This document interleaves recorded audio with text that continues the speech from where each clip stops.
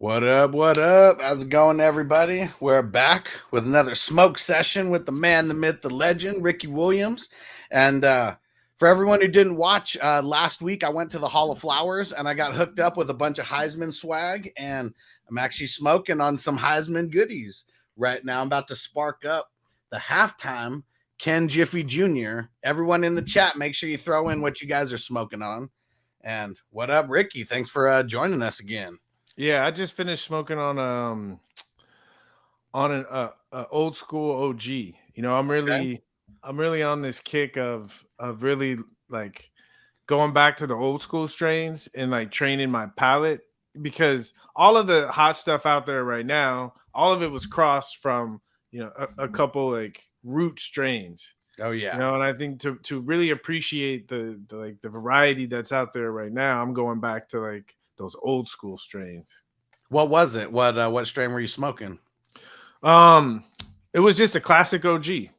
Nice. That classic gas. And because learning more about the culture, I realized that different parts of the country, different genetics became popular. And a lot of that is related to, if you travel around the country, you'll see, you go to New York and people are just like moving much like faster, They want that sour diesel. Exactly. Right? Exactly. See, right. You go to Florida, it's a different vibe. And I think for a long time in LA, especially Southern California, those heavy OGs that just like, just chill you the fuck out, the real gassy stuff too. The gassier, the better. Exactly.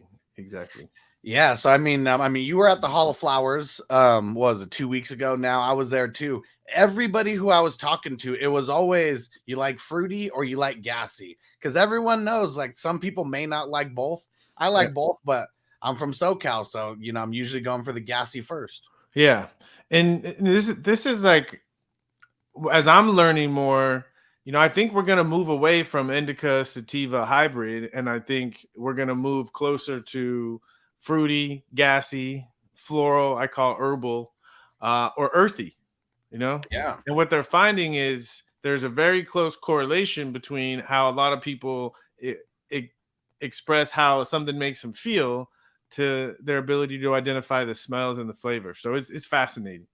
Yeah, definitely.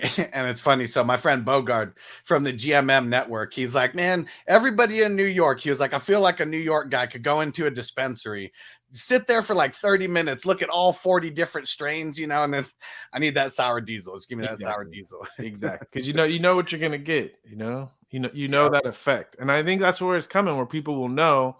I think like we're even thinking about changing our packaging, because still playing with the pregame, halftime, and postgame, but really leading with the flavors, Right. Because our whole idea as a brand, we don't grow, we're not cultivators, but we're connoisseurs, and everybody wants me to smoke their flower. Everybody's like trying to get me the hottest stuff. And so I'm saying, as a brand, like, if you're messing with Highsman, we can share the best stuff with you and talk to you about it. And so, like, right now something fruity might be hot.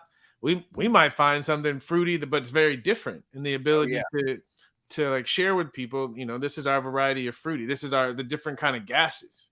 And especially for, just the people who are kind of novices to this. You grew up, on this. I grew up on it, but a lot of people may just be getting into it now that it's legal and the stigma isn't there, and they're going to need some guidance like that. And to me, I've been talking to the guys about everything we do, really elevating the conversation, because if you're just talking about getting high generally, it's a different conversation when you're saying like, how would you like to feel? Right. And this is simplifying it, but it's how it makes sense to me. So I think like weed, cannabis is just aromatherapy when you're high. Yeah. It's like the terpenes and the cannabinoids, right? Cannabinoids get you high, and the terpenes like direct the mood, the feeling, the experience. Yeah. And I'm glad that everyone put such an emphasis on the terpenes, because for the longest time, nobody really cared about that. No one really knew what it was. And then the dabs start getting real popular, and like the terps are the big thing that people are talking about. And now that's carrying over to the flower, to where people are caring about knowing what kind of terps are in there. And I like it. Yeah. Yeah, I mean, the idea of concentrates is, you're taking the flower and you're just getting the essence out of it, you Oh know? yeah. But the essence comes from the flower, and so I think the appreciation of concentrate are leading people back to have a better appreciation for what quality flower is because, you know, I took this class, the Ganjier course, and they give us, like jeweler's loops. And I have a microscope too. But when you can really like focus in and look at the flower, you can see the quality because they're the glistening, beautiful trichome heads. Yeah. And like that's where the cannabinoids, that's where the terpenes are. So if you're looking at the flower and you see a bunch of those heads and they're fat and there's a lot of them, this is quality flower. Oh yeah. Yeah. Yeah, because I mean, for the longest time, it was like that's why people bought the High Times magazines. Like they were the only one who were really going super, super up close to where you can see. I mean, those little diamonds is what they look like. Just this, I love it. I love it. So I'm glad that that's what everything is turning into. And David Hess is up in here. What up, bro? And he literally just asked about that. He said, "How was the Ganjier class?" I mean, it was next level. I mean, it was kind of. I've traveled around the world and done a lot of lived in a spiritual retreat and done a lot of that stuff. If it had a feel of that to it, because a lot of the professors or the instructors in the program are old school, and so it's like it's not just the curriculum, but it's the stories they tell that help give you the historical context of like how we got here, and it's mixed in with learning how to truly appreciate quality in the flower. So it's a great experience, and I would suggest it to anyone. Yeah, that's awesome. I saw you talking about it on Instagram and then wasn't really sure what it was. And then we were at the Hall of Flowers getting to hear more about it and stuff. Really cool. Yeah. And how was the Hall of Flowers for your experience? I mean, for me, I'm walking around, I'm going to all the booths. I mean, I'm sure when you were there, you guys were like the most popular booth. Everyone was trying to play Madden against you, right? I mean, yeah, we keep it easy for me. I walk around, people give me free weed. I sit down and play Madden. And smoke weed. Smoke weed, exactly. It's a good life. Awesome. It's awesome. Yeah, it was great. So, I mean, I was getting to tell everybody that I had a YouTube channel. I'm going to be doing all these strain reviews. I felt like a celebrity within there because everyone's like, "Oh, you're going to put this on YouTube? Let me give you a whole bunch of stuff." And man, it was crazy. I had like 10 or 15 bags. It was so much. I was like, I don't even know how I'm going to make it back to Vegas with all this. Yeah, that's usually the issue with Hall of Flowers, but it's a great event. It's worth it. It's worth the investment of time and resources because it's just a special event where everyone is proud and showing off their stuff. It's just cool it's just a really cool experience. Yeah, and one of my friends, he was like, "Are you gonna like bullshit the reviews, and say something's good even if it's not?" And I was like, "I don't even think that's gonna be an issue because literally everything that I got there was fire. It was just all different variations. Some was fruity, some was gas, some was concentrate, some were cartridges." Yeah.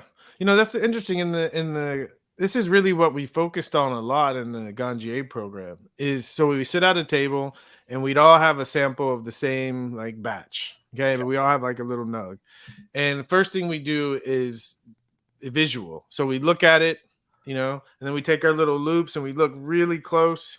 And we go through step by step in this process of looking at, how densely packed are the trichome heads. Okay. How many of the trichome heads have fallen off? So when you look closely, you see on the plant there's a stalk with the little trichome head on top, right? And the trichome head sometimes, if it's not handled well, okay, just natural handling, the trichome heads fruit. That's what it is. The trichome heads are the fruit, and the stalk is like the vine.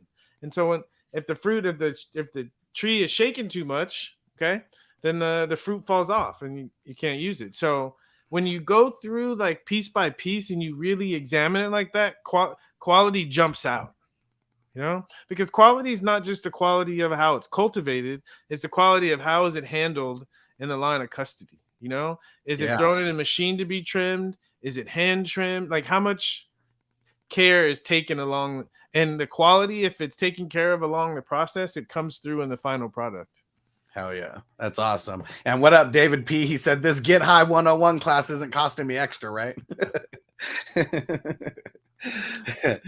Oh man, I love it. Thanks, David, for always supporting with everything that I'm doing. Appreciate you guys. And if anyone has a question for Ricky, just make sure you throw it in as a super chat. And I got something cool here that we're going to announce for the first time. So I do jersey giveaways, signed jersey giveaways every single month for people who are signed up in the 420 crew on Patreon and in different places. And this month we're going to be doing the Ricky Williams signed jersey. We got the green joint. And so we're going to be doing this at the end of the month. So if you're not subscribed on Patreon, go get subscribed now. I put the link there, patreon.com/FFHustler420. And then don't forget any super chats that you give. You get one entry per dollar on the super chat. So go ahead and throw those in and we'll get those added into the giveaways. And one other thing that we got to shout out our man Stu. So Stu hasn't been doing too well lately. He's been recently diagnosed with cancer. He's in Texas. Super big fan of you, Ricky, but he's been supporting this channel forever, and his buddy Mark is put together a GoFundMe. So I put the link in the chat for everybody right now. The GoFundMe is not even for Stu himself. It's to get his mom's house all fixed up, things that he can't do necessarily, but he's going to be moving to a long-term care facility. He said it's probably going to be there a couple months, but got to shout out Stu. Make sure you know that we're all rooting for you, dude. And the GoFundMe is in the link right now.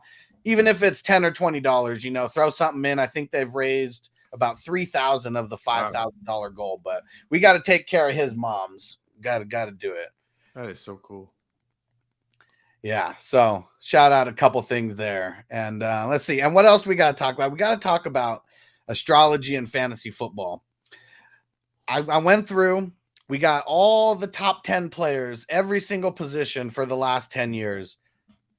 The position I want to talk about first is the QBs. They're getting more important to fantasy football. It's crazy. They're the most important position in the NFL. But in fantasy football, for the longest time, it was one of the least important positions because there's so many good ones. It almost didn't matter who you have. But now a lot of these teams, you play two quarterbacks on them. So it's getting a little bit more important than it's ever been. Now, I don't have any visuals for you guys. I'm gonna create some small stuff real soon here for social media, but we're basing this all off of, you know, the signs, at least of where they are, where their birthday lies.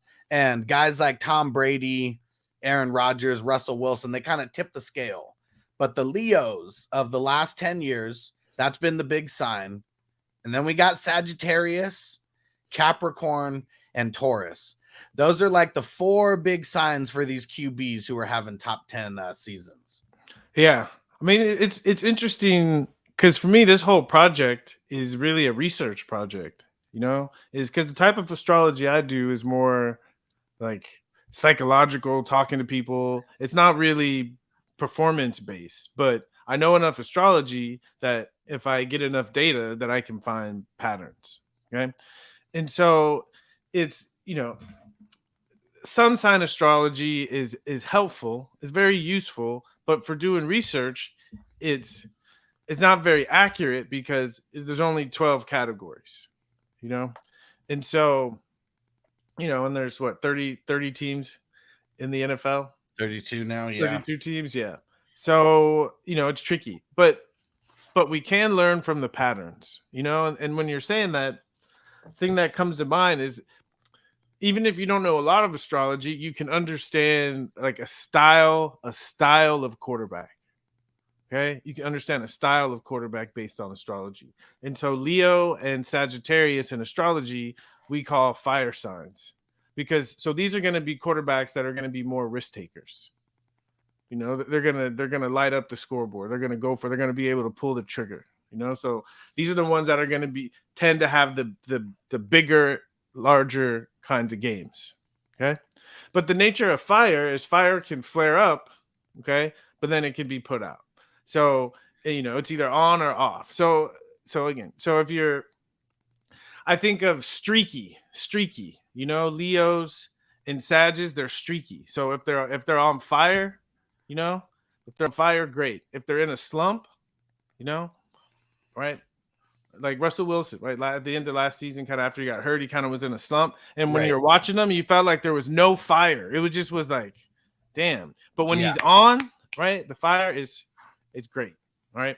And then the next Capricorn and Taurus, okay, are earth signs. Okay. Earth signs are more reliable. Okay. More reliable, more practical. Okay.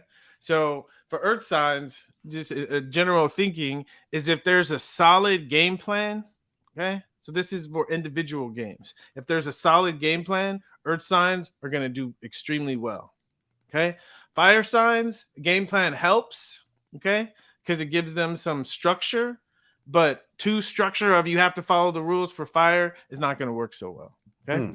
So for earth quarterbacks, Taurus, Capricorn, in general, in the course of a season, before the draft, is how confident are you in the offensive coordinator?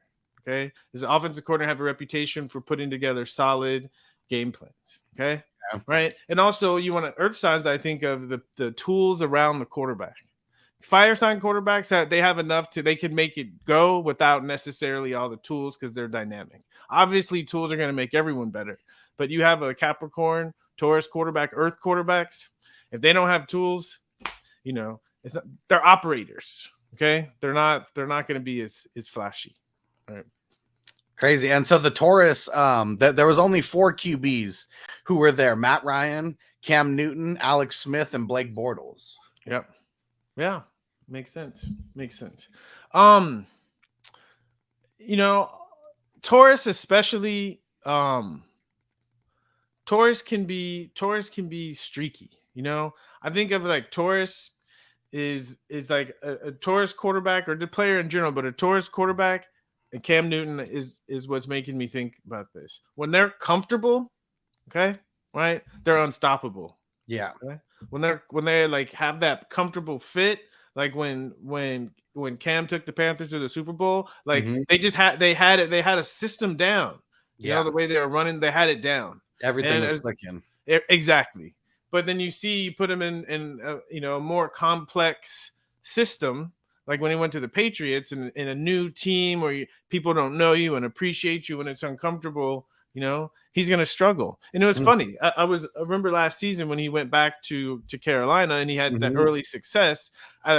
Knowing he's a Taurus, I was like, yeah, he's comfortable, right? He's back home. Yeah. You know that feeling of like when you're at home? Because sometimes Taurus, it gets stuck. It gets too comfortable.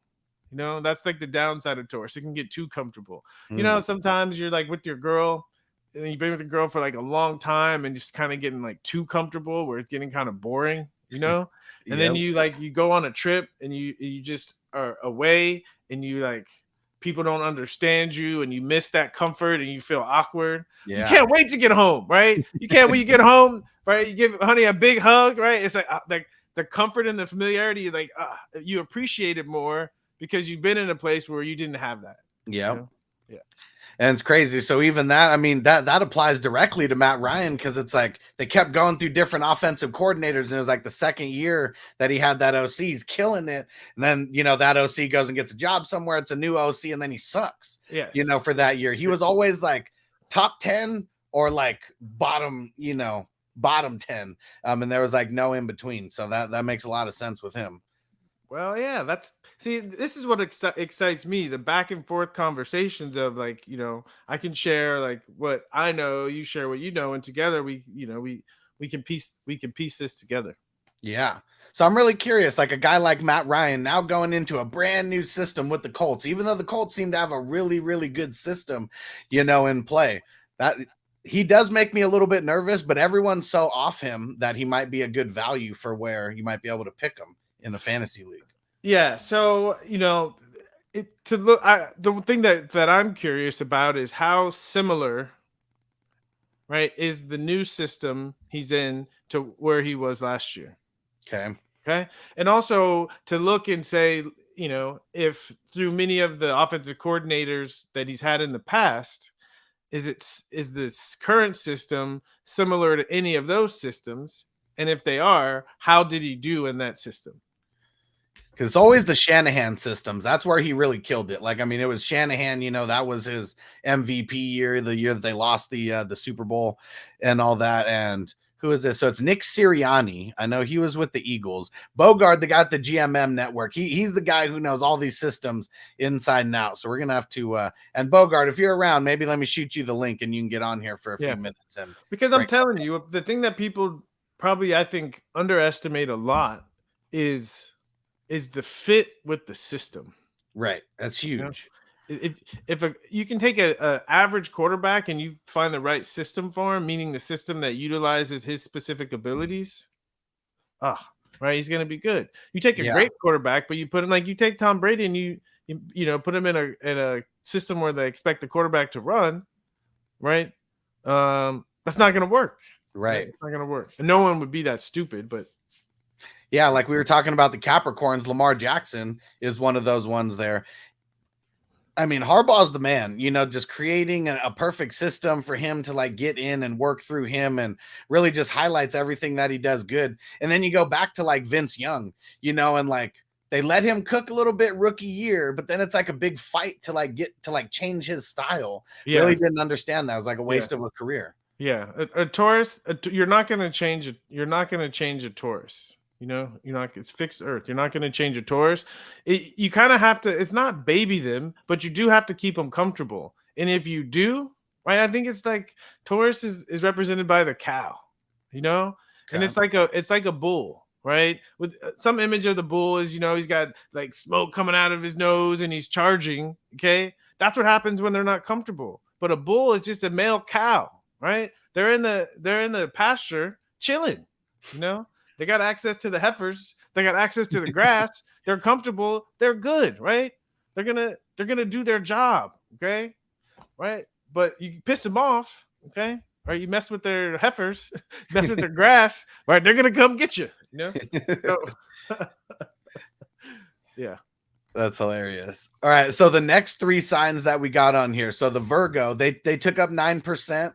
Aquariuses took up 9%, and Pisces took up 6%. So, I mean, the Virgos, it's Patrick Mahomes, Deshaun Watson, Andrew Luck, and then the Aquariuses, we got Stafford, RG3, Nick Foles, and then the Pisces, Justin Herbert on the come up, and then Big Ben was there for 4 out of these 10 years. Yeah, it's interesting, you know, because in astrology, we organize the signs by what we call the elements: fire, earth, air, and water. And I pointed out the fire signs, and the next we had earth. Okay. Mm-hmm. And the Aquarius, the Virgo is another earth sign. So we see fire and earth predominant. Okay.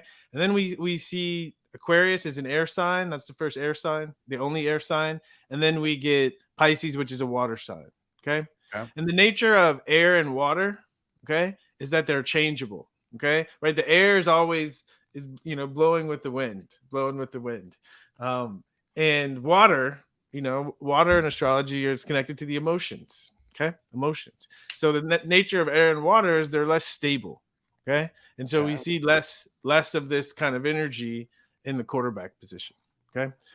So first, the thing about Virgo is all about getting better. Okay. So you can expect a Virgo to improve over the course of a season. You can expect the Virgo quarterbacks to have the greatest ability to bounce back from a bad game, because Virgo is really about attention to detail, learning from one's mistakes, attention to detail, learning. Virgos typically are coachable. Okay. So, and again, it's an earth sign. So if they're in a good system, that makes it easy for them to improve. Okay. Virgo quarterbacks, it's really about the relationship with their coach. And I think Andy Reid and Mahomes, a great example of that. Sure. When I came out of college, the Eagles had the second pick, and Andy Reid was the coach of the Eagles at the time. And I wanted to be an Eagle so bad, not because of Philadelphia so much, but because I wanted to play in his offense. He's just he's an offensive genius. Oh yeah. Yeah, Patrick Mahomes and Andy Reid. I mean, we've seen Patrick Mahomes go through his little dips of not being great, but it seems like he's always just great. But he's always seemed to bounce back. I mean, same with Watson. I mean, tearing his ACL as a rookie and then coming back. We'll see how he bounces back after this big witch hunt that they've been on for like a year. And Yeah, and then Stafford, I mean, he's the Aquarius, here. I mean, 7 out of the 10 years he was in the top 10. And for him, I mean, I guess it didn't matter system to system. I mean, see, this is the thing about air, right? Air has the ability to change and adapt, And I think of Aquarius, Aquarius is about being unique, being different, and I equate this to finding your tribe, finding your people, and who knows, maybe I'm just making this up, but my sense is coming out to California, where Southern California, where everyone's kind of a weirdo, and you're more encouraged to be yourself, and there's more freedom. And also we came to a team that had a lot of like personalities, so right. Everything wasn't revolving around him. He got to be more himself and find his place. Yeah. So I think that's important for Aquarian quarterbacks, is like they have to feel like they can be themselves and that they found their people. Yeah, and Stafford, and they're given freedom. And I think also they need to be given freedom, right? Like, for instance, freedom to make audibles, freedom to express their uniqueness from that position. You take an Aquarius and you try to like overly coach him or put him in a box, it's not going to work. When Sean McVay, even though he's young, and I mean, me and him are the same age, but compared to all the other coaches, he's a youngster for sure. I wonder if that's something that he already knows, that there's certain guys you may have to micromanage and other guys you just give them the reins. But I mean, when they both got together and they're just talking about how much the relationship just seemed like it was going to work, and this is in the preseason before the preseason, I just feel like that had to be something huge for them, knowing that they could trust each other. Yeah, a big thing about Aquarius is Aquarius tends to develop later, because it's about learning like who you really are. And that takes time, because we think we're this and we try to be that, and it works or it doesn't. And then it takes time. And I think, Detroit probably was a great opportunity for him to figure things out. And it's like, if he figured out who he was and he got the opportunity and he killed it. Yeah, because that was the one guy, no matter what, no matter how bad the Lions were, Matt Stafford was always good for fantasy football. So, amongst the fantasy community, there's always people that love him. And if you're a Detroit Lions fan, as a fantasy football guy, you're really trying to get Matt Stafford, because that was the only good piece of that team for the longest time. Yeah, and then Pisces, Pisces is we think of Pisces as a spiritual sign. And so the way I would relate it to sports is like magic. Some players just have something like that just captures your imagination. Okay. It's like, I think the way we see this in sports when we talk about a fairy tale team. Okay. Mm-hmm. Like he's got that kind of feel. Yeah. Again, he can capture his teammates. He can capture people's imagination. So I think for that reason, he's going to have these magical, these crazy experiences, right? But also, if I'm being, and again, this is just me sharing, like Pisces, and I don't know the rest of his chart, but Pisces by itself is magical. But sometimes, it's like sometimes you wake up and you feel like, I got the magic. Okay, it's there. Okay, but sometimes you wake up and you're like, it's not there. It's not there. Okay, so Pisces is magical, but it's not always there. Everything has to be right for the magic to be there. And if they have that chemistry, I think a Pisces quarterback, right? If they're like, they're streaky, kind of, like if they have that chemistry and there's you can feel the magic, go for it. But if you feel like something's off, like don't, There's only 2 Pisces on this list, Justin Herbert and Big Ben. And everything you're saying like matches Big Ben to a T, because like Big Ben goes on the road, it's all bad. Like Big Ben at home, it is all good. Like he was the most like streaky player of maybe of any NFL quarterback, because like when he went on the road, more often than not, it was not going to be a great game, at least not for fantasy. They're going to go out and win, but for fantasy, we care about him putting up the stats, and they get real conservative when they go on the road always. And yeah, Big Ben's so streaky. Wow, interesting. So because to me, like, that's more of maybe it's, he scared them off early in his career on the road, and then that just became part of their personality. But that's part of the problem. If they go conservative and that's not his, like, you can't be conservative and magical at the same time. Right. You can't. And so I'd say if I had a Pisces quarterback, like, it might be scary, but you just gotta, like, give them space to, like, do their magic. Give them structure, but you also have to leave a little wiggle room for them to do their thing. Yeah, and it's crazy because Justin Herbert, I mean, he's shown nothing but magic, in his first couple years, looking like the most promising QB like ever, at least stats wise. Because like Mahomes, he comes out MVP year one and make it to the Super Bowl in year 2 and he wins. I mean, that's probably like one of the best like team QBs, around. But as far as like fantasy football goes, and like a guy just putting up crazy amount of stats, I think Herbert has more promise than any QB ever, at least right now. Yeah, I think of something you mentioned earlier about about Matt Ryan, that these quarterbacks, when they lose their coaches, like how do they respond? Because I guess that's something that's more important before the season when you're thinking of before the draft. Kind of thinking of like what direction you want to go at the quarterback position. Yeah, and so it was good that, I mean, at least as a rookie, he outgrew those coaches, and they got in a new regime, because it seems like that regime is going to be there for at least a few years of him. So you shouldn't have to deal with losing a coach, getting a brand new coach, unless they make it to the Super Bowl and they're, the OC gets a job as a head coach or something. But yeah, and a lot of the times in the life of Pisces, is not across the board, but in a sense, they have to deal with loss. And like the quality of the Pisces life is their ability to deal with loss. Some people, they lose something and they don't, it's not just lip service, but they say everything happens for a reason. When one door closes, another opens. It's real. And people that like can embrace Pisces, that can embrace that. Okay. Right. It keeps the magic on. Okay. It keeps the magic on. But ones that are, we try to hold on to things and they're trying to go away and we're just pissed off and we're sad and, then the magic goes away. And so that's why Pisces is the spiritual sign. If they have at least a spiritual philosophy, right? Hakuna Matata, whatever you want to call it. Okay. Then they got some good flower, they're going to be good. Because that's what cannabis does. Cannabis is connected to Pisces, right? Because that's what it does, right? It brings the magic back. I like it. Bringing the magic back. I like it. So one sign, Cancer, actually didn't have anybody who finished in the top 10 throughout these last 10 years. And then we got the Gemini because of Josh Allen. He's the only one who's finished in the top 10 as a Gemini. Andy Dalton's the only Scorpio, finished there twice in the top 10. And then Libra, we got Jared Goff. And then Aries, we got Derek Carr. So there hasn't been any repeats of these signs in the top 10. Yeah, that's interesting.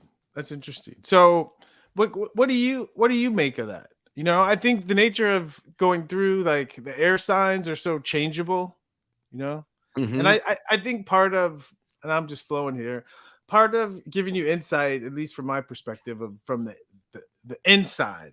And I think so much of a player performing, I think the first thing is they have to earn the trust of the coach. Okay. Because a performance, most of the time, not all of the time, but most of the time, a huge performance was part of the game plan.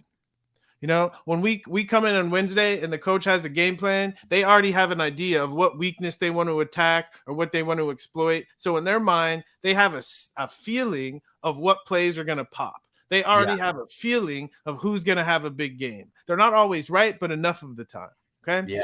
And so if a coach is creating a game plan and they say, wow, we can really exploit this in the defense, but then they look, okay, what player is playing the position that's going to exploit that? They have to trust that player to put in the effort and the time to build in the game plan to put essentially the victory on that person's shoulder.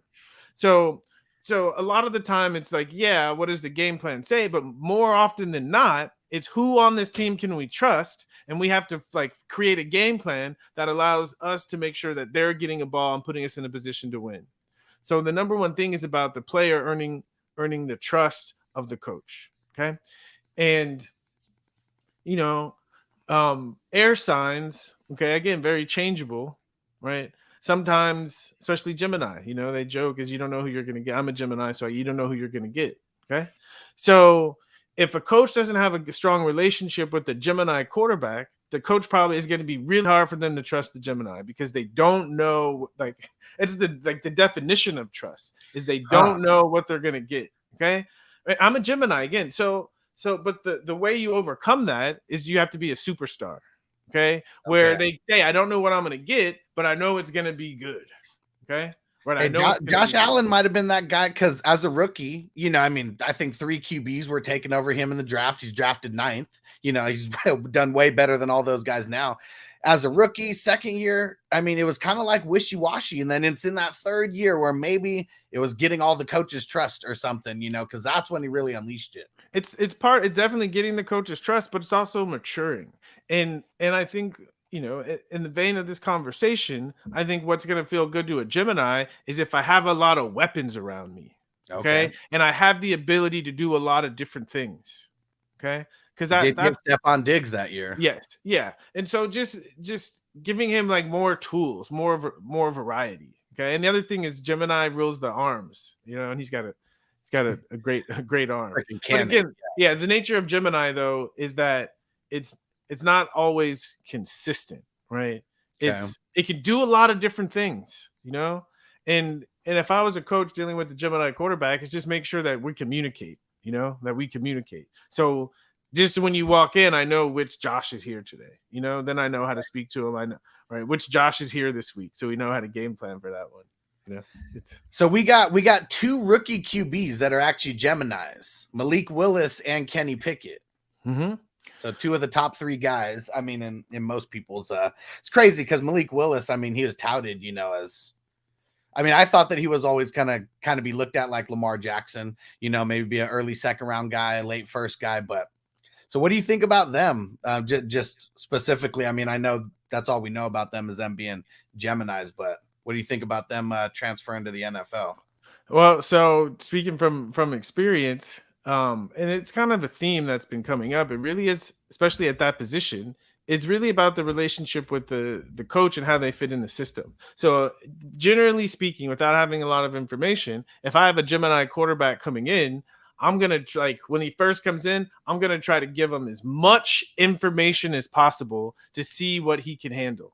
I think the biggest thing the biggest mistake to make with the Gemini quarterback is to say you're young, we don't want to give you too much, so we're going to keep it conservative. Okay. That's going to not be mentally stimulating. It's not going to, right. But it's counterintuitive to think of throw everything at him. But for a Gemini, you want to throw everything at him and you see how he does with it. And he's going to feel appreciated because he's going to feel that his ability to look at things from different perspectives is going to be honored, and it's going to help develop in that direction. Yeah, and at least we know for both of these guys, they got good coaches. Kenny Pickett with Mike Tomlin, and I'm spacing on Tennessee's coach, but Mike Vrabel. Yeah, I like Vrabel. He's been solid. Even they lost some of their biggest pieces last year, and they didn't stray away from the game plan. That was the thing that was crazy because they're winning a lot of close games, and it's those teams that win close games that could really make a good push. They didn't happen to make a good push this playoffs, but maybe with Henry healthy, they can. Yeah, that'll make a big difference. Yeah. All right, and Bogard made it. What up, bro? What's happening? Hey, Ricky, man, pleasure. I know you probably get this a lot. I've smoked with you before, but that's definitely not going to shake any or jog any type of memory. But so pleasure to meet you again. Actually. Pleasure's mine. Yeah, I'm a Sagittarius, so I'm very fiery. Yeah, and, he's the Capricorn that kind of makes sure that we have a steady game plan. I would say the Sagittarius, they're the risk takers. Yes. It's the philosophers. Okay, right. The opinionated ones. We will talk about the paint on the wall forever. Yeah, it was the broad strokes. You could tell. Philosophical view on everything, definitely.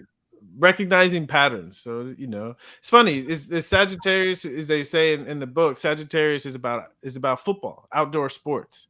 And I read that in the book, and I said, outdoor sports. What does that mean? Then I remember when I was a kid and I was throwing the ball in the house, my mama would say, Go outside. And so outdoor sports are the ones where you have to throw something. You know? Yeah. Yeah. That is true. I mean, ping pong, you can play that indoors and you're technically swinging things. You know what I mean? Yes, exactly. Because I think that like the symbol for Sagittarius is the archer, the bow and arrow. And I imagine the first time that somebody picked up a bow and arrow and tried to shoot a target, that they missed. By a lot. Oh, Yeah. And then they picked it up again and they kept trying to figure it out. And eventually, right, they have a philosophy. Okay, if I pull it back this far and I aim it at this angle, okay, right, I have faith that it's gonna land where I want it to. Okay. Exactly. Yes. I like that. He broke that down. He broke me down in 30 seconds. But it's like Michael Jordan said. Michael Jordan, he's not a Sagittarius sun, but his moon is in Sagittarius. And he said, keep shooting. Because you keep shooting, eventually you're gonna figure it out. That's my advice to Sagittarius is just keep shooting. Eventually you're gonna figure it out. There we go. Oh yeah, definitely. Yeah. I have several children that will attest to that. Yeah. Shooting the club up. Yeah. So one thing that I've been noticing, just like you said, Ricky, it's all about getting these patterns. And like just going off of 2021, two of the bottom 10 QBs, we got Jalen Hurts and Kyler Murray, born on the same day, August 7th, just a year apart though, both from Texas. Interesting. And I've been seeing a lot of that, and a lot of guys having like being born close to each other, and then having like some of their biggest games on like the same weekend or like a week apart or something like that. That's a lot of the trends that I've been getting that have been making me think like this is crazy, and it's all lining up for a reason somehow. Oh, wow. I think I need to get all the Zach Wilson, bro. Yeah. He has the same birthday as Brady. I like this. So what comes to mind with that is we like the chart of when someone is born. We call that a birth chart. That's talking about an individual, their personality. But astrology can also tell us like when it's a season for somebody, So like and you'll see streaks like it could be a week, it could be a month, right? Where some sign is really being accentuated. Yeah. And so all the people in that sign are receiving the beneficial energies that are available to them. Watson and Mahomes were only born 3 days apart. Yeah. This is fascinating. This is another angle that I'm going to have to dig in and see the ones. So if you can help by organizing the patterns that you're noticing of when the birthdays or the signs are the same and the time periods are the same. Because then I can look at those time periods and see like what's in common between what's going on currently at that time and what I notice about what's in their chart. Yeah, because it's crazy. The 3 Virgos that are in, I mean, obviously their birthdays are close together, but Mahomes is the 17th, Watson's the 14th, Andrew Luck's the 12th. So they're all born in the same week, more or less. And it's year for Luck, obviously. I think Burrow, Russ, Rodgers, and Burrow, I think they're all in the same week too. It's like Russ is like November 29th, and then like I think December 2nd or 3rd is Rodgers, and then the 4th is Burrow. Burrow's the 10th. The 10th? Okay, so I was a little off there. Yeah. I was like, I missed the mark. It's my first time shooting. Hey, no, see, there you go. I love see what I did there. Yeah. It's clever. But that's a lot of what I've been noticing. So the QBs is the only ones where I've gotten through every single one of them, their big game for the season, and then their big game for their career. Yeah. Okay. So I'm going to go back through that and look at the dates a little bit more closely. But this is great. Whatever patterns you recognize, like that's where I want to keep pursuing. And I also want to find some patterns of failure too. Okay, what went wrong, right? Like, so I could try to avoid those things, use it to my fantasy advantage. So is there a common pattern of like a certain pattern that happens when you're disappointed? Like, is there like a term where you guys will just share with each other that means something really bad happened? They're on tilt. But I mean, bust is going to be okay. Bust. Oh yeah, there you go. They're around for sure. And is that for like a game or a season or? It's usually just most of the time it's for a season, I'd say. And it's usually according to like what would they would call ADP, average draft position, right? So like where did you draft the guy in the draft? Because normally the top 3 rounds, consist of guys that finish, in or around the top 24 at the position. You know what I mean? Okay, so then I'm thinking like the top 5 or the top 10 busts of for the past several years. Okay, there you and go. Then we can find. Then I think that's enough to find a pattern to see if we can see that there's a telltale sign when someone has a higher probability of being a bust. Yeah, because like whenever people try to make a case against Derrick Henry for the last like 4 years, right? It would always be like, well, look at the history of people that carried the ball X amount of times. The following year they fell off, or you know what I mean? Like he just kept doing it, you know what I mean, until he literally got injured. Yeah, so there's always like an exception to the rule, right? But, yeah. So I want to is because the opposite of a bust, right? Is that an easy thing to track? Yeah, those are usually like the dart throws that hit. The guys that you take a shot on late and that you're really big on, and then they produce and crack into that top 24. You know what I mean? Yeah. That's probably what it is. The guys who are finishing ranking like 13 to 24, the guys who are the RB2s or the wide receiver 2s is what we call them. Yeah. Yeah. What up, Sir Bongs a lot? Thanks for joining in, bro.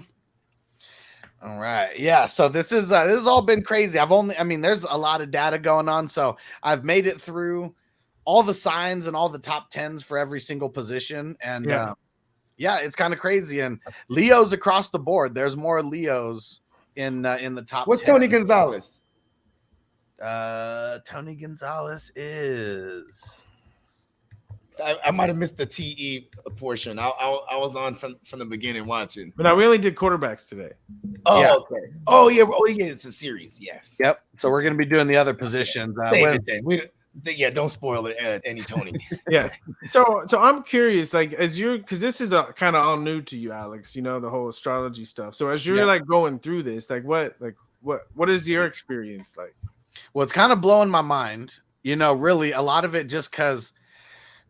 The Leos, for example. You got Tom Brady, and then there's a bunch of other guys. So the Leos are really there because of Tom Brady. He's the real dominant one. And then you got the Sagittariuses, and it's like Aaron Rodgers and Russell Wilson, and then a handful of others. But then you start getting down, and I'm seeing there's a lot of Capricorns. So I really like that. Not really sure why, they're there, but you broke it down to Earth sign. Capricorns are hard workers. Capricorns are hard. Hustlers is a Capricorn through and through for sure. Yeah. Always grinding. Yeah. Always grinding. Yeah. But the thing that worries me about Capricorns,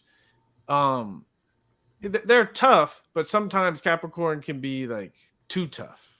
It can be too tough. And well, here's the Capricorns that are on this list who fit the top 10 in the last 10 years. So we got Lamar Jackson twice.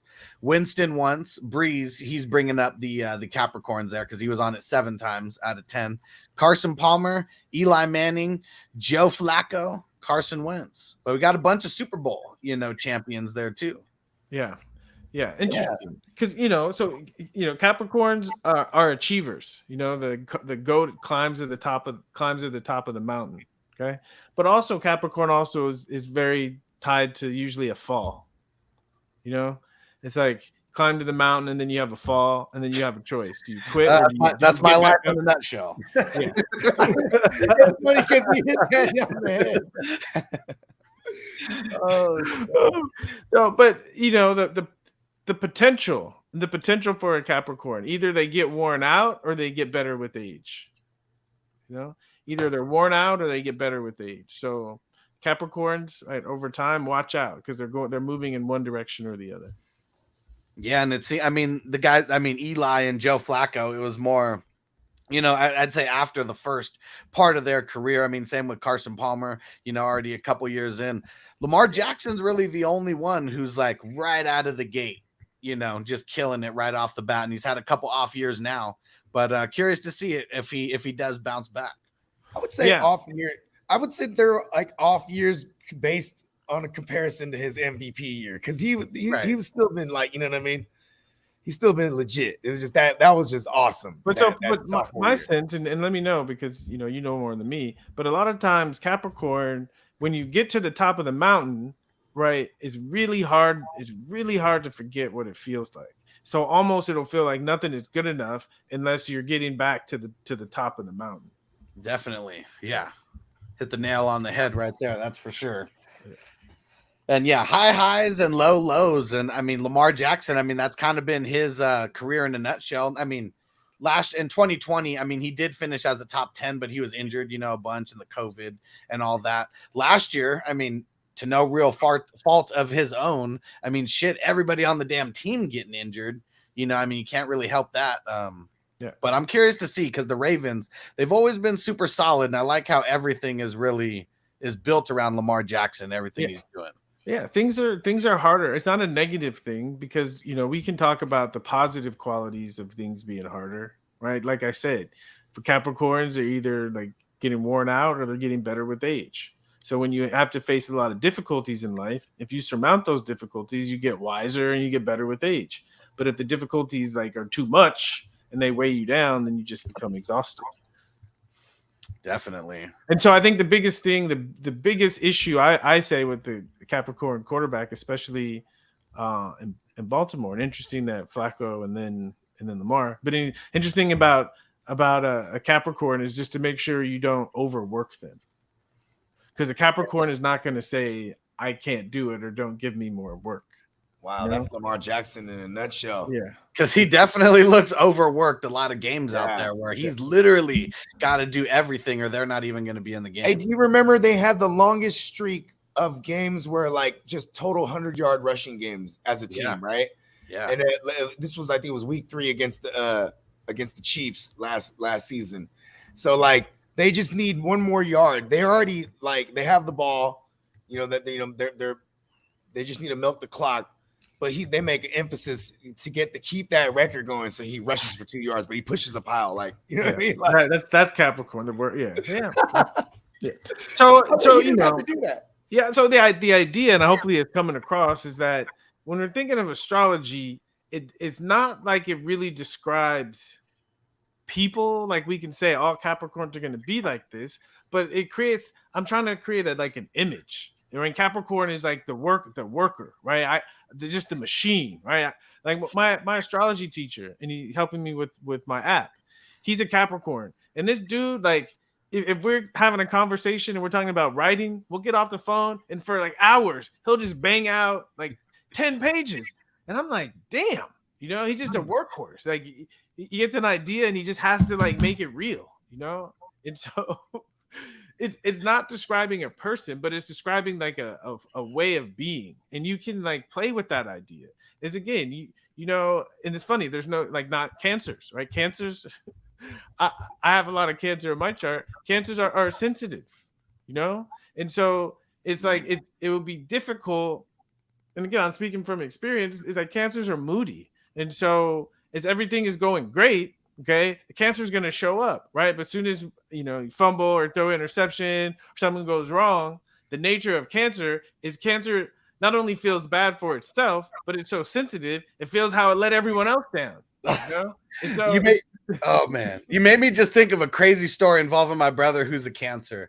Yeah. So, my uncle, he has this nectar collector, and he's showing us all, we're taking some dabs out of it. My brother comes over. He's 10 years younger than me. I mean, he's already like in his 20s at this point.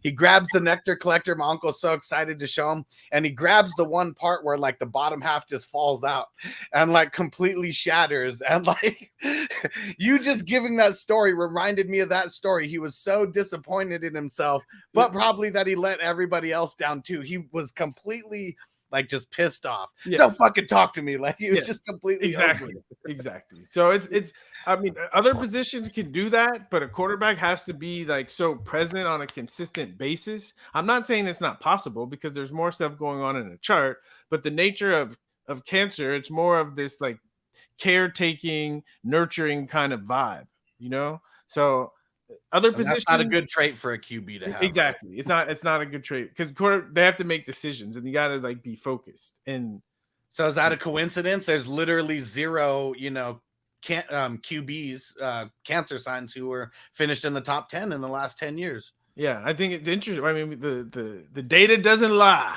Okay, the data doesn't lie. I mean, they might have threw the ball away instead of like go for it all. Like, they're like, no, I was thinking of the team. But then it's funny because everyone is not supposed to be a quarterback. Right. Everyone is not supposed to be a quarterback. Right? Good yeah, because I'll tell you the position that the cancers are supposed to play is linebackers. Like that's where they've had the most. They were the top of the charts with the linebackers and guys like Bobby Wagner. So funny. I was gonna say cancer. I was gonna say linebacker. I should have said it. I was gonna say linebacker because they're taking care of making sure everyone's in the right place, right, taking care of everything. And D line also, that's another one where cancer's top the chart. Cam Jordan, one of the big ones, there, Joey Bosa, and the other Josh Allen, the Jaguars, Josh Allen, Sam Hubbard, couple other ones. One quality of cancer that I connect to is that cancers are tenacious. It's like I was talking about emotional. You know how sometimes when you're in a mood and you can't shake it, you got to do something until you can shake it. That's the kind of tenacity that is connected to cancer. Okay. And so like a cancer person, if they feel something, they're going to keep working on it and working on it and working on it until they work it out. And that's a positive feeling or a negative feeling. That's why I say moods. Okay. Cancers are great with like being in the moment, right? The flow of the moment and the mood, and like D linemen, right? It's like they get in the mood and like they'll play really hard for a couple plays, okay, right, and then they'll take a couple plays off, right. So I would expect cancer athletes, especially, right, to play with a lot of emotion. Yeah, and that's crazy. Just like you said, working on something. I bet the D linemen are the ones who work on so much stuff without like having to move their feet too much. Yeah. A lot of them just working on the stuff with their hands and crazy though. The IDP guys, the defensive guys in the fantasy world, we call them IDP, individual defensive players, because most of the fantasy world doesn't care about the individual players themselves on defense. But we're bringing it to the forefront a little bit more. This is cool how you're recognizing these patterns. I mean, I can't wait. I got to run, but I can't wait till next time and as we go deeper. Next time, maybe we'll get into some running backs and some wide receivers, and you can give us all the insight. Hell yeah. Yeah. Hopefully this was fun. I mean, I know we're just kind of vibing, but I'm really enjoying this. And that's what we want this to be, a big smoke session and a lot of fantasy insight, because we're going to get a lot of stuff from this that literally nobody is doing. No one's ever, I mean, at least to my knowledge, no one's ever used any of this kind of information to give any kind of strategy as far as like mixing it into fantasy football. So this is cutting edge. Yeah, it'll be fun to experiment and see all the stuff we come up with. So I'm looking forward to it. Oh yeah. Well, appreciate you, Ricky, for coming on with us, and I can't wait until the next one. Yeah, hell yeah. You guys take it easy. All right, see you later. Peace. All right. Hell yeah, let's smoke a little bit more, and I'm about to roll some. And it's funny because like me in true Bogart fashion, like I just want to be like, yo, hey, what was Master P like? we'll get to those kind of things. Master P's my hero. He really was though. Master P got the money. No, it's I mean, the coolest thing about this project is that for one, like Ricky Williams thinks it's fucking cool, because like he doesn't know anything about fantasy football other than what it is. But when he's breaking this shit down, it's exactly like factual. It's crazy. And Hess said that was fire. Hell yeah, bro. Fucking awesome. Like we just have these conversations. Like you've been workshopping this for a minute, and like we'll be on the phone for like hours. He's just saying that, right? His Capricorn, his dude that with his Capricorn homie. You know what I mean? They'll just be on for like hours. You know what I mean? Because that was me and you, and we were just going through the different positions. You know what I mean? Pause. Yeah. For all the last 10 years, each position and the top 10 finishes, and you know what I mean? It was just like that shit was a trip. Like like Kirk Cousins, he's a Leo, and the way he first of all, the way he described all the positive things about a Leo, right? Thanks for joining in, bro. You the man. Yep. but all the positive qualities for a goddamn Leo QB, right? It hella makes sense when you think about Tom Brady and all that shit. Then all the negative ones is hella funny, like and what was the one he said? Oh, like it's fiery, it's streaky. You know what I mean? Yeah. And that's hella Kirk Cousins, you know what I mean? Hell like, yeah. Yeah. Like Kyler Murray. I mean, Kyler Murray's been dope. As much as everybody hates on Kyler Murray, he's been a top 10 QB every fucking year he's been in the league. Like, whatever's wrong with the Cardinals is not his fucking fault. The thing is just that, like, see, you know me, this time last year, I had him as in a lot of instances, he was my number one QB. Yeah. You know what I'm saying? Sure. Slowly but surely, like once we got like towards the summer, I was just like, I'm things I was actually doing in leagues, in 21 leagues, like got to a point where like, I'm taking Allen over Murray, because it was just like, but he wasn't even. I mean, okay, like Murray is so amazing. Remember the first couple of weeks, was he pacing for like 70 touchdowns? Oh, it was insane. It was insane before James Conner, it was just gonna be streaky as a motherfucker, and it's like, and he has a pattern of this. And yes, we could say a lot of it has to do with he gets hurt, but that means then it goes to coaching style. Like, okay, to preserve him, we need to do other things. And they tried that with like James Conner. Like all of a sudden, James Conner was hella eating. But you know what I'm saying? Like what we want for fantasy is him to go nutty. You know what I mean? Same thing with Lamar Jackson. Like what up? Anthony said, is Ricky in any of the fantasy football leagues? Not as of yet. I am gonna try, to get him into a league, and maybe he can get a co-manager, or something. But yeah, shit is it's really nuts how all this breaks down. How much is this going to translate into the way I draft? I bet some of it is going to, maybe not so much at the QB position, because QBs are just kind of easy to draft, as far as like we go, because we're already we already know all these QBs. So even for super flex, we're already on it. But maybe that QB3, the QB4, maybe that's where these guys, where this kind of stuff comes into play. See, I've already been playing fantasy with all this. Yeah. You know what I mean? Yeah. I mean, when you first started rocking with me, that was already the hype I'm on. Like, I judge a lot of the shit. Like, based on birthdays. Yeah. Yeah, the first time one of the first conversations I had was like, you know what, when was your birthday? And then boom, my son has the same birthday as you. And it didn't surprise me. Like, the universe just always brings me around like these specific pockets groups. Like, well, when Ricky did the did the chart reading for me. So there's 8 different houses, and that's someone that nobody really realizes. So you could have a combination of 8 different signs that are linked with you. And it's like the big ones for me are Sagittarius, Capricorn, and Aquarius. And those are the ones who and Scorpio, those 4. Mm-hmm. And those are the ones who like literally surround me like everywhere in my life. Right? It's crazy. And it's nuts how everything that he was saying about the Cancer sign, how it's got traits that that shouldn't be in the QB. That's crazy. So I'm never gonna draft a Cancer QB. Like if they're a Cancer sign, I'm just not messing with them. Okay. That could be one thing that everyone takes away from this. So look at this. It was a motherfucking it was 2015. I just waited on. I was all about waiting on QB and just trying to hit on the late round dudes, take flyers on. You know what I mean? And I had a lot of Carson Palmer that year because he was coming off the ACL, so motherfuckers was worried and shit. But I also had this theory that back then when they're coming off the ACL, they juice to the gills, bro. You know what I mean? And they play out of their mind, and he did.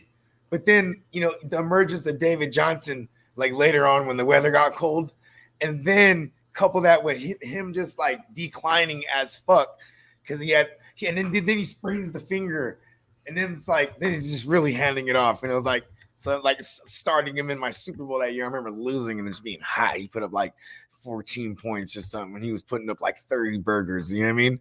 Yeah. In the old style too. What year was that? 2015. That was his big year, right? Yeah, the 2015. Yeah. Mm-hmm. Yeah, and that's crazy. So yeah, Carson Palmer, Hey, but he failed. He got to the mountain, bro. The mountain top the NFC Championship, but he was running to the buzzsaw that was the MVP Cam. You know what I mean? Yeah. So Carson Palmer, born January 2nd, 1979. Drew Brees, born January 15th, 1979. Pretty crazy. Eli Manning, January 3rd. Hey, Joe Flacco, January 16th. Eli Manning's like, fuck you, I got 2 of them hoes.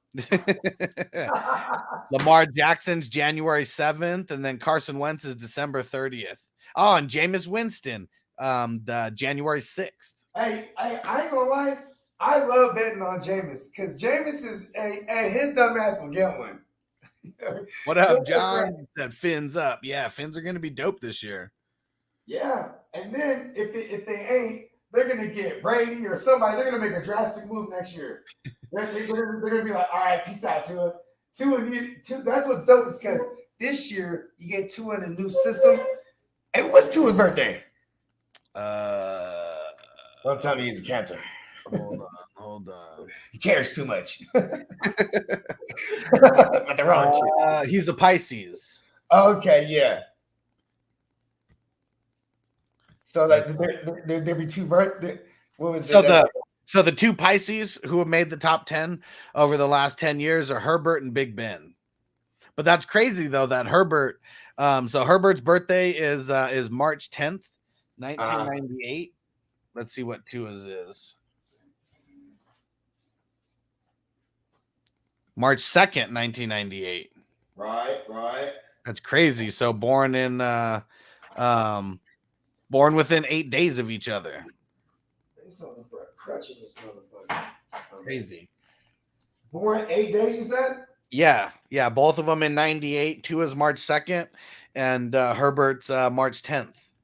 Interesting. And Ron said, "What's interesting is Cancer and Leo is back to back. So the worst and the best are next to each other." I know, really crazy. You know, when he was describing, when he was breaking down the cancers too, man, that's exactly like how these motherfuckers be. My daughter's one, Matt Dre. He has the same birthday as Matt Dre. Feel me? Mac Jones, Hess is a Virgo. Tight. So that's the the Patrick Mahomes, the Watsons, Andrew Luck. Let's see when's Mac Jones. What's Mac Jones' birthday? He's a daddy Mac. He came in with a dad body. No kids, but he got the dad body. He's like, let's go. So his is September 5th. September 5th, 1998, and then Mahomes and Watson are the 17th and the 14th, but both 95. Crazy. So Mac Jones is only 3 years younger than Mahomes and Watson, but it seemed like Mahomes has been playing forever. I might be Mac Jones' dad. Mac Jones was he a 5th-year senior, dude? Was that? Was he a 5th-year senior? What is he? 25? How old is he? He might. I mean, he's turning. Yeah, he's gonna turn 24 this year. So he wouldn't. Nah. I was gonna say, I think that was his. He only started with the 2 years. 3. Yeah. So he was there 4. He was there 4 years. Yeah, but I'm talking about like starting. You know what I mean? Oh yeah. Didn't he only start the junior and senior year? Yeah. And Hess said Trey Lance is a Taurus. So let's see who else are the Tauruses. That's the Matt Ryans, Newton, Alex Smith, Blake Bortles of the world. So that's what I get about the Taurus. The system has to be perfect or they're fucked. Hey, shout out to my man Wise Man. If you know what I'm saying, shout out to all my Taurus out there. It's his birthday today. I actually hit him earlier. Nice. You know what I mean? So there we go. But Trey Lance, he does play with the 49ers. You know, Shanahan and Matt Ryan. You know, I mean, that's one of the combos right there. When's Trey Lance's birthday? He just said he was a Taurus. Let me go see what his actual birthday is. Because then we're gonna celebrate that thing. It's a holiday around here. We gotta speak. We got champion him. May 9th. He's gonna get us one. May 9th. May 9th. All right, it passed. Happy belated. And let's see. Cam Newton's May 11th. Alex Smith is May 7th. Hey, it's so crazy because the structure shit with Alex Smith is so legit. Because like, look at he went through hella different coordinators. Ain't none of them fit. Plus, he had a bad line. He was on his ass. You know what I mean? And then eventually, by the time he gets to Andy Reid, he's been through so many systems, and his QB IQ's through the roof. And he got with a a fucking QB whisperer, and just like brought him back to life. I remember him saying when they traded for him, I remember Andy Reid goes, "Yeah, I want to bring back some Utah Alex Smith," and then like he really had him running. He had him running out there. Yeah. Look at that. Do I have that right? Look up Alex Smith's rushing stats that year. I swear he had like 500. What year was that? I think 2013. Let's see. It might be the 2012. Nope, 13. Let's see. I swear. Yeah. It was 2013 where he had 430. Okay. And then in 2015 he had 498. Damn, they had him running the things out. I'm gonna bring Utah, and he wasn't playing. Even in 2017, he was still running a lot because he had 350. Wow. Hey, Alex Smith, that was the year to have him in fantasy. Oh yeah, the year before Patrick Mahomes. Hell yeah. You need the structure. Yeah, it's crazy, and he had the structure, and that was the year that he did good. And Ron said Nick Foles is a Taurus. No, he's an Aquarius. He's January 20th. Yeah, he got him one. Yeah, the Aquarius is. It's Nick Foles, RG3, and Stafford. Those are the ones. Yeah, that's right, Stafford. And when he broke down Stafford earlier, that was legit too. Yeah, he's talking about the LA shit. You know what I mean? Like, hey, LA guy, hella weirdos. Like, basically, motherfuckers that can be themselves. You know what I mean? And like, you know what's crazy? His wife is like a Hollywood like Barbie doll type. You know what I mean? And shout out to her. She's like a cancer survivor, right? But like. My point being is like she was just like I bet like being in Detroit might have gave her cancer, but she was just like, why am I here? Damn it! And you know what I mean? And this dude's just like, fuck, I have the ball. You know, he was just doing Stafford things. He is kind of unique to it. He is unique to it where like, you know what I mean? Like I ain't never seen nobody jump back in there with a dislocated arm or shoulder on his throwing arm. And then fucking throw the touchdown. You know what I mean? Yeah. Dang it. And throw a fucking no-looker in the Super Bowl for the win. And Hess said Jameis is a Libra. No, Jameis is he's a Capricorn. He's a Capricorn. Yeah, he's January 6th. And he said Olave, focus on others, Olave is gonna eat. I mean, yeah, I'm sure we could figure out what trait inside the Capricorn is going to make Winston throw it to Olave a lot because that should be happening.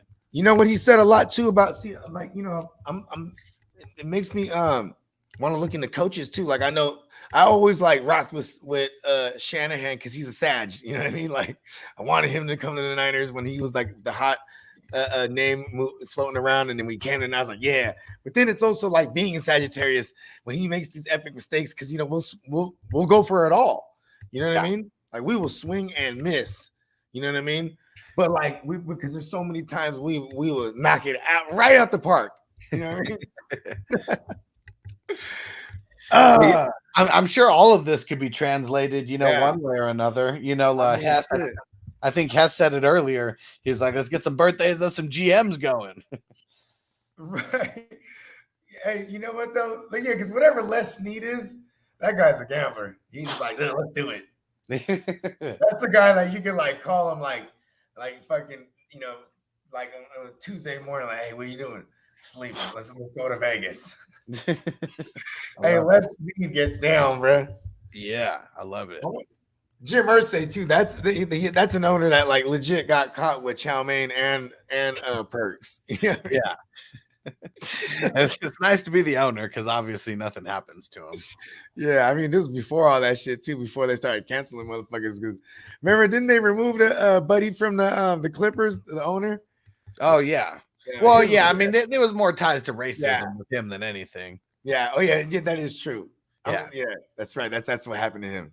Yeah, I forget what it was. It was her taking a picture with like Magic Johnson, you know, is what it was. And he said, like, I'll let you take pictures with black fellas like that.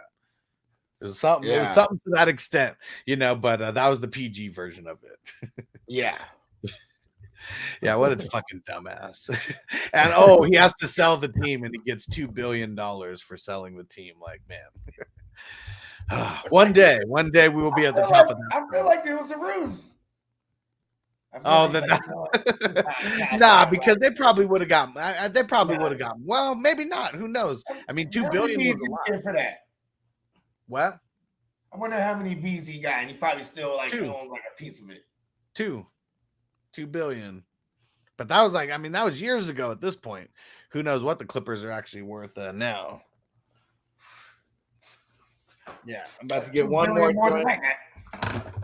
Spark up one more of these joints before we get out of here. And yeah, I'm glad that Ricky really likes these conversations too, because that's what's going to keep him on the once a month, type thing. Because this is just different. He's never, like you said, he's never dove into any of this as far as like charting it and having data on it. Like one-on-one, he knows a bunch about a bunch of athletes. But yeah, this is taking it to a different level. So I'm excited. What do you guys like about it? Everyone who's still watching, I see we got a couple dozen people still watching on YouTube and Facebook and Twitter and Twitch. What do you guys like most about it? Hey, I got to shake too. All right. I got to go shake with the kids one time. But yeah, appreciate you, brother. I'll tap in with you in a sec. Sounds good. Peace. Smoke this last joint, see if there's any comments in there before we get out of here. Sparked up a fatty. Didn't think this one was about to be so fat. And Ron said, just saying, Ricky likes the old school pure strains, and he's cool as fuck, not boring at all. Hell yeah. And he said, just saying. He said, but he paid 700 mil or something like that. What do you mean? Oh, do you mean throughout his whole career or something? Just that it's different. Yeah. Hell yeah. Something different. So we covered the QBs in this episode. And then we're going to get to some wide receivers and some running backs. But one thing that I can tell you, as far as the running backs go, the Sages, they're on top. And then we got the Tauruses, the Leos, the Aquariuses, and the Cancers, and the Capricorns. Those are all with 10% or more. Oh, Ron's okay. Now I know what you're talking about. Okay, sorry. Hi.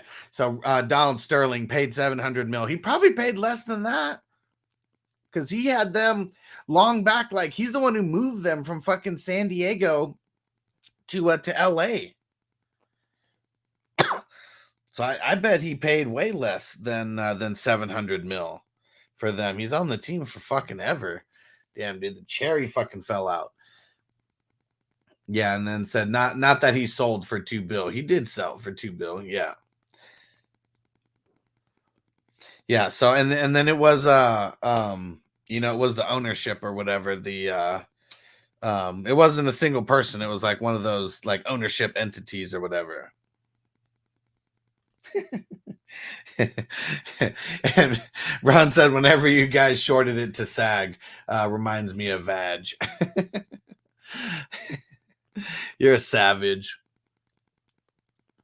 So I'm gonna I think what one thing that I'm gonna do, I want to make a big ebook around this. Not even a big ebook, like a real small one.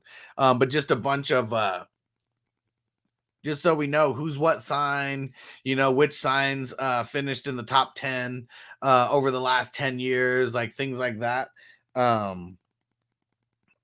Yeah, that's so that's what I'm doing as far as like making it to where you guys will be able to get this information as well. Put it in an ebook.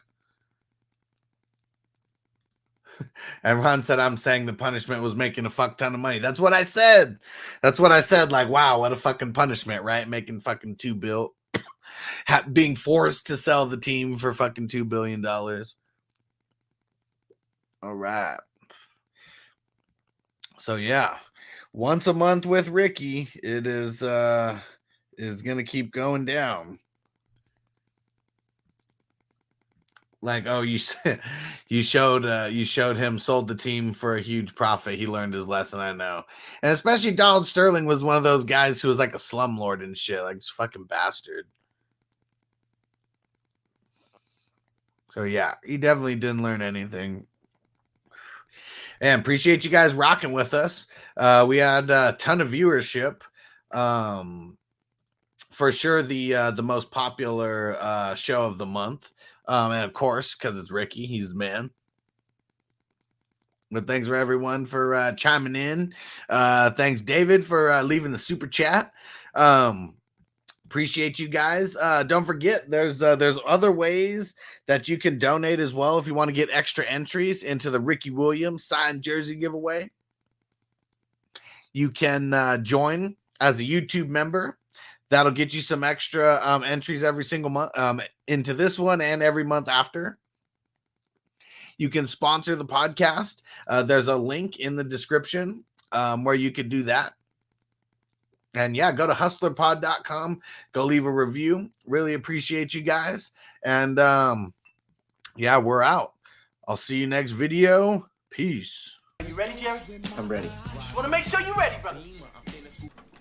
Show me the money. Oh, you didn't know? Every day I'm hustling. Every day I'm hustling. Every day I'm hustling. You put my shoes on, you wouldn't last a mile. Summertime, wintertime, I'm on the grind. I got the ring, I'm the champ, I'm the genie of the lamp. This is the gift I was given, so I just live by my hustle.